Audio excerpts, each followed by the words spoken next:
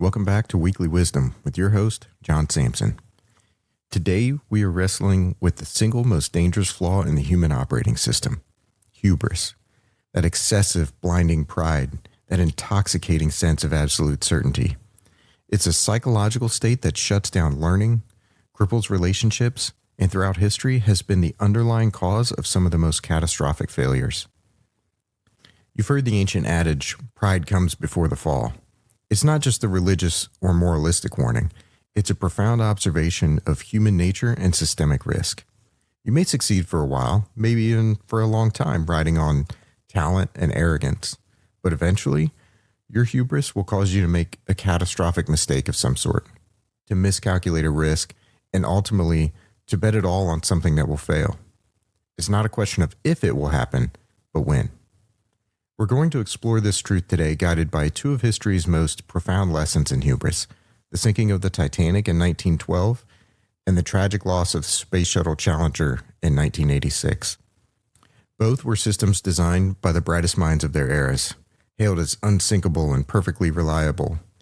Yet, both failed spectacularly because the human systems surrounding them, the systems of belief, caution, and communication, broke down before the physical breakdowns due to a simple and fundamental lack of humility. In 1912, on its maiden voyage, the quote-unquote unsinkable Titanic did just that. Not only did arrogance and overconfidence lead the captain to increase the speed through an area containing icebergs, but it also led to the decision by the company not to have enough lifeboats on board since they thought the ship couldn't fail and didn't want to clutter the deck. In 1986, Space Shuttle Challenger exploded just 73 seconds after launch, shattering NASA's reputation for engineering mastery and safety.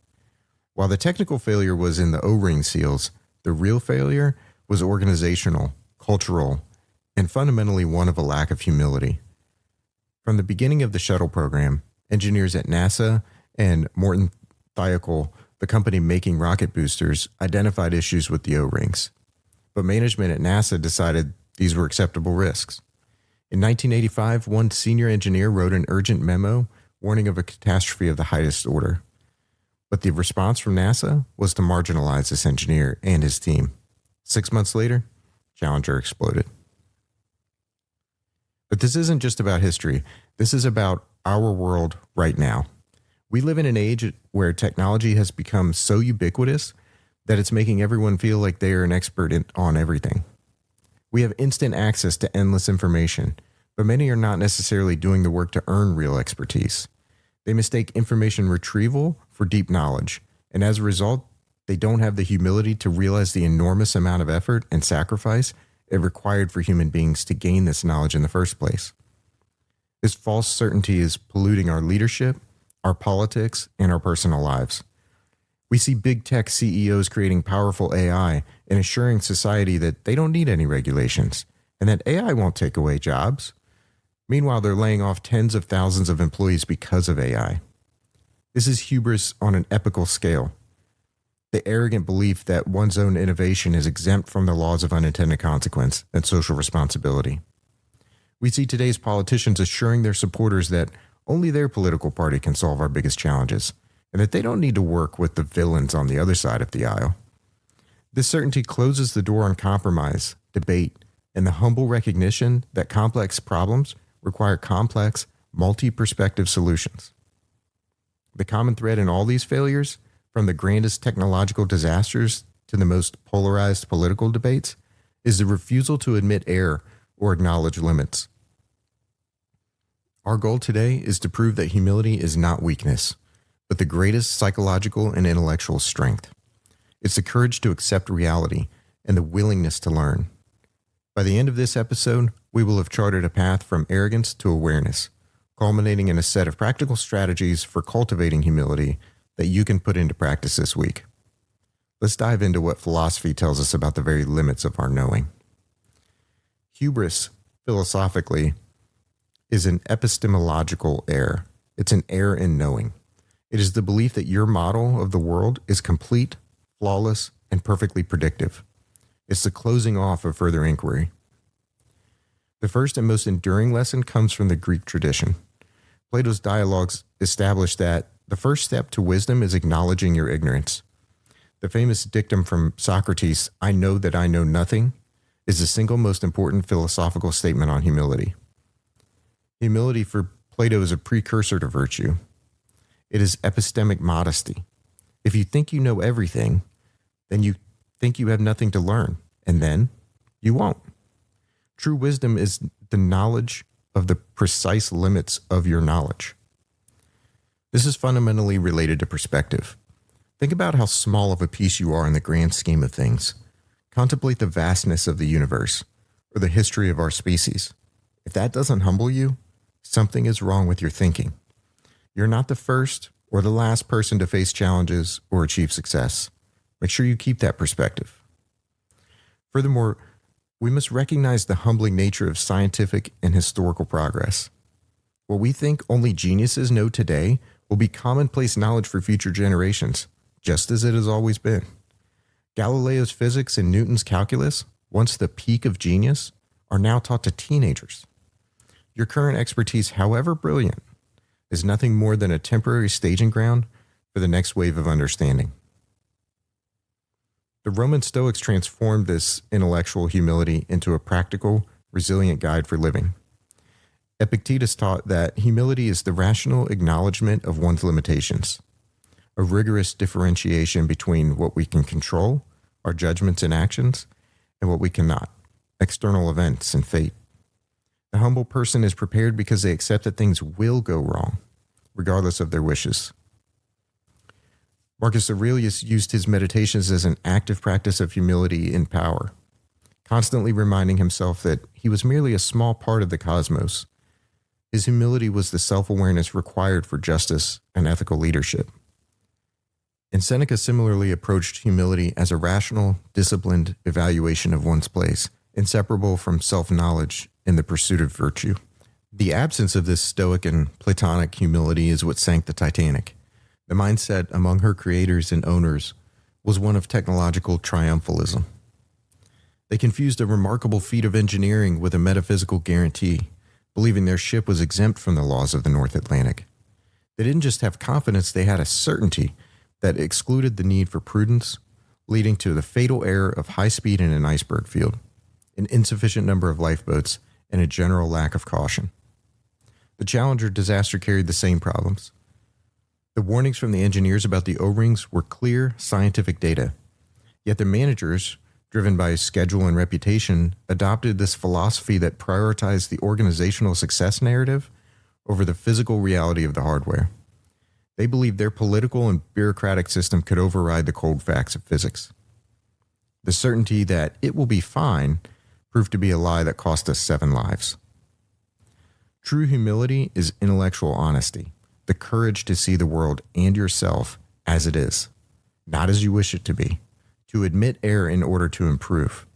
It is the strength that questions rather than the weakness that hides. If philosophy provides the ideal, psychology explains the mechanisms of human thought, how we achieve or betray the ideal state of mind. Hubris is a self-protective psychological state, while humility is a fundamentally generative, growth-oriented one. Psychological research on the consequences of lacking humility reveals a host of issues. Impaired mental health. Lacking humility, often manifesting as narcissism or arrogance, produces a brittle ego. The state requires constant external validation and is highly susceptible to emotional volatility, anxiety, and anger when challenged. It prevents the self-acceptance and accurate self-appraisal that underpin true mental well-being. Impaired self-correction, or the fixed mindset. This is the antithesis of the growth mindset. Being willing to admit mistakes and learn from them is core to growth. A lack of humility means mistakes are seen as a permanent, humiliating indictment of self-worth. It forces the individual to shut down, lie, or blame others to protect their ego, effectively ending the learning process. The Challenger disaster provides the ultimate case study in this psychological dynamic. The dissenting engineers possessed intellectual humility. They were willing to admit the potential for catastrophic failure. The managers, driven by organizational pride, or this collective hubris, suppressed that dissent. Now let's expand on the deep psychological work of Sigmund Freud and its relevance to humility. Freud's entire project was an exercise in psychoanalytic humility, the subjugation of human narcissism, or the ego's tendency towards self-glorification and denial. In Freud's model of the psyche, the ego is the conscious, rational part of the mind, mediating between the raw, primal desires of the id and the moral demands of the superego. The problem is that the ego is often arrogant, believing itself to be the ultimate master of its own house, yet it's constantly influenced by unseen forces like the unconscious.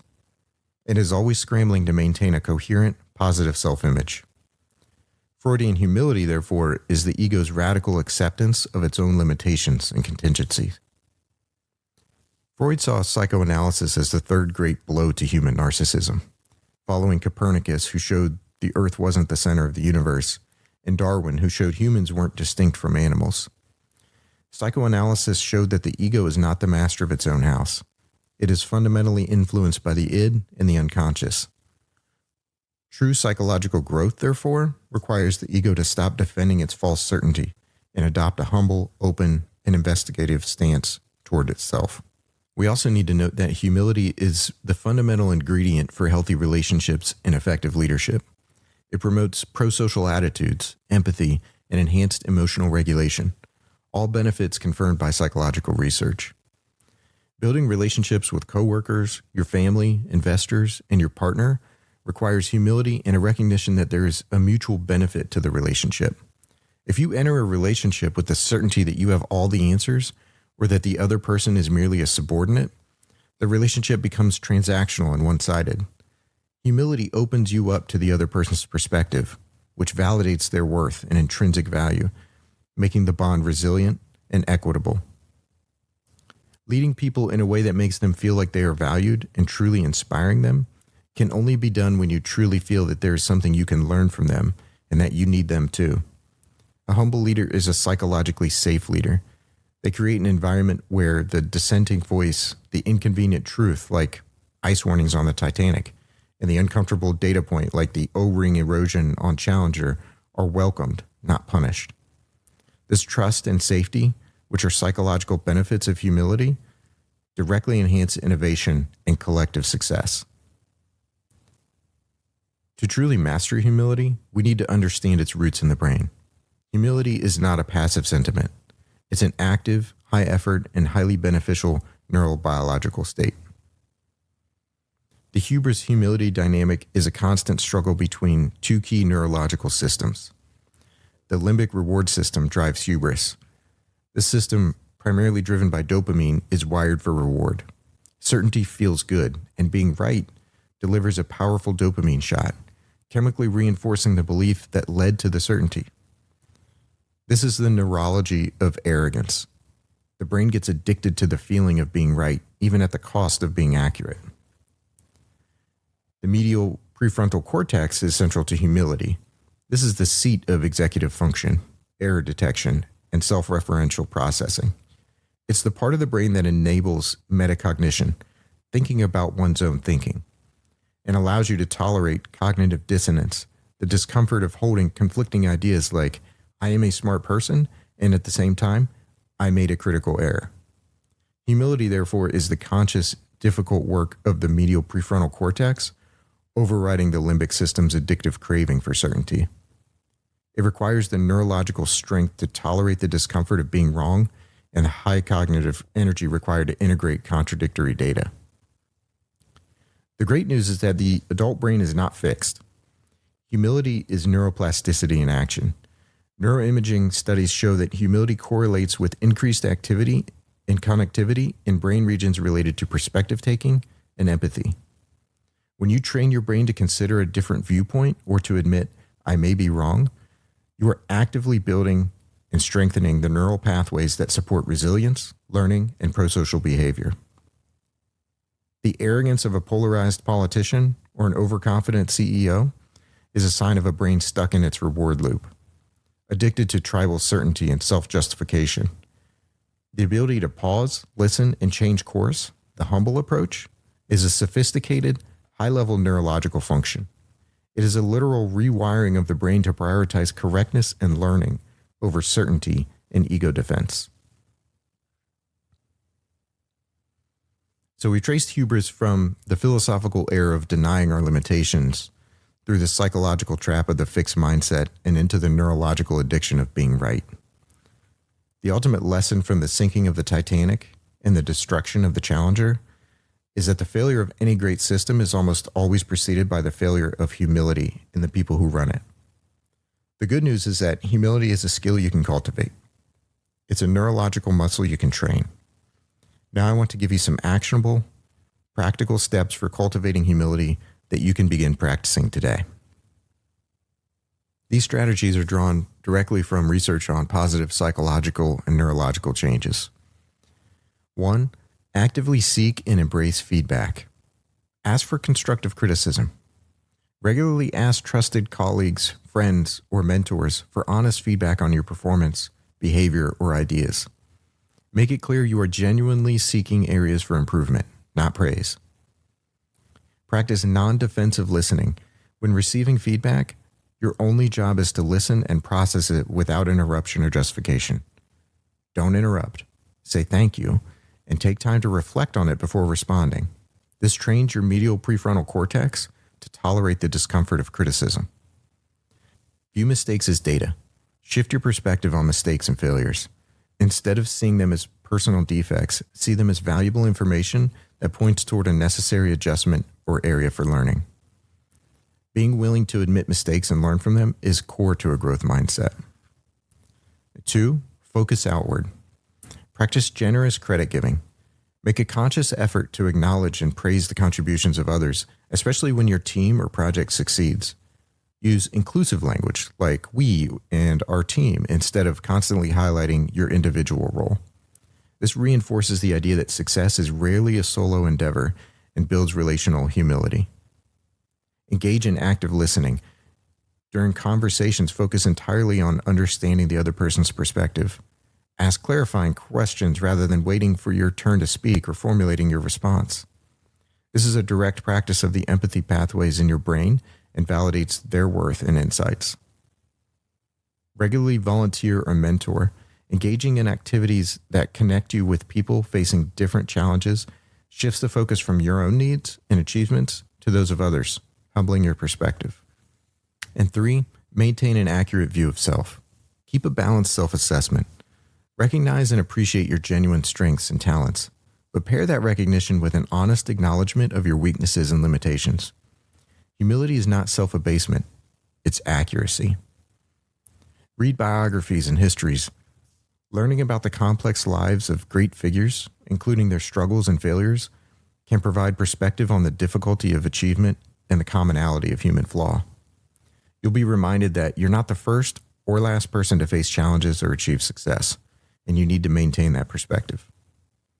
Contemplate your place in the world. Take time to reflect on the vastness of your field, the world, or the universe.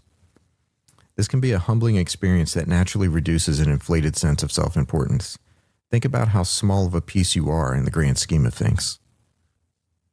So we started this episode with the recognition that pride comes before the fall, and that the highest form of hubris is the certainty that leads to catastrophe, be it the sinking of the Titanic or the explosion of the Challenger. We've explored how the philosophical error of overestimating our knowledge leads directly to the psychological biases that cripple learning and relationships, which, under stress, are cemented by our brain's own reward-seeking neurological systems. The path to a well-lived life, the path to sustained success, and the path to true wisdom is one paved with intellectual humility. Embrace the discomfort of not knowing. Use your mind not to defend a pre-existing belief, but to constantly, humbly, and curiously seek the truth. Until next week, remember, the greatest wisdom comes from knowing how little you truly know. Be sure to subscribe and check out our website, weeklywisdomwithjohnsampson.com, to find all the best ways to connect. Thank you for listening.